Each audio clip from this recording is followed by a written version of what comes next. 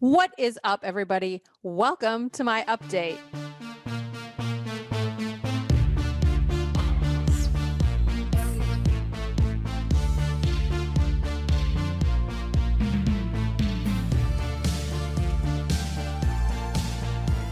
So I just spent the week in Las Vegas filming Poker After Dark.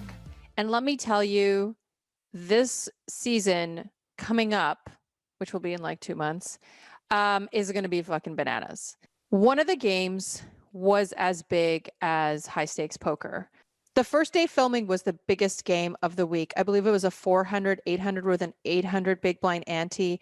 I think it might have started out as a 200, 400 with a 400 big blind ante. It was basically a high stakes poker game on Poker After Dark. Massive pots, massive game.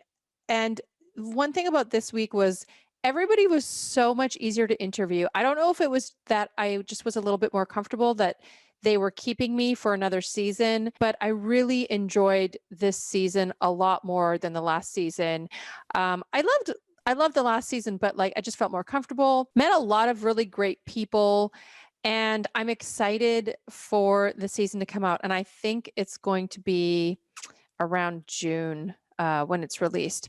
But the season that I filmed in February or March is out now. So make sure you tune in. The first 3 episodes are out and I'm in there interviewing people, although like I'm in for like 20 seconds an episode, but I don't care. It's really nostalgic to me. It's a show that I've been a fan of for like 15 years. Like it's been around since I was in my 20s.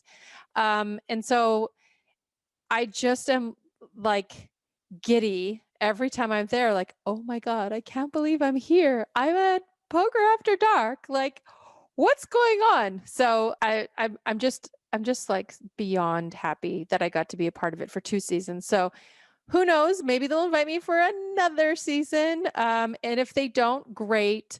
I love the staff at Poker Go. Really high production quality show, really great people to work with, super professional. I just had a great time. I'm really impressed with everything there. Another update. Mike Postle owes me almost $70,000. My legal fees have been almost $70,000. I have a hearing coming up and the judge is going to decide how much of that Mike has to repay me. He may only have to pay 80% of that. He may have to pay 50% of that. He may have to pay 100%. He might have to pay 120% of it. It's up to the judge's discretion. I will definitely update everyone once I find out how much it's going to be. $70,000. Can you imagine if I didn't have Sir Bill Perkins, the man that I love and adore, and the poker community that has helped me so much? Can you imagine $70,000 without learning medicine, without learning linear regression analysis, without being able to go to the moon after because I got a PhD in astrophysics? Like, I don't know if they do PhDs in astrophysics. Aerospace engineering. Can you imagine $70,000? And what do I get out of it? Have to fucking pull blood out of a rock out of Mike. Anyway, I digress. Mike, we'll see what you end up owing me. Good for you, honey. Very good job. Fucking piece of shit. Whatever Mike owes me, I'm going to have to find a way to collect that. So we all know that he probably doesn't have any money. If he does, it might be hard to get. We'll see. Collection is another story. I'm not a collection agency. I don't know how that all works, but I'm going to have to figure it out. Some of you may not know this, but I went to Dan Bilzerian's house on behalf of GG Poker and interviewed him in his home. That video should be out. I thought it was going to be out like last week, but they just finished up all of the editing and it should be out soon. It's a 3-part video. Really cool stuff. Speaking of GG Poker, they're teaming up with World Series of Poker and they're launching a 2021 online international schedule. So Elon Musk, he did not sell any of his Bitcoin. He did say that Tesla sold 10% of its Bitcoin essentially to prove liquidity of Bitcoin as an alternative to holding cash on a balance sheet. Fear not, young cyberpunks. Bitcoin will go back up and go to the moon. I'm anticipating 100K by the end of the year. I'm not going to eat my sock if that doesn't happen, but I'll bake a cake for one of you. That's what I'll do. WPT main event is in Florida right now, and it's the biggest main event in the tour's history with over 2,100 people for the main event. I'll put the link in the video if you want to read more about it. As everyone becomes vaccinated and the World Series of Poker comes up in October, what do you guys think about having vaccinations be mandatory? I'm not saying that they should or shouldn't be. I'm not saying that tests, COVID tests should be mandatory or shouldn't be, or temperature checks. I don't know. I don't know what the right answer is, but I'm curious what your thoughts are.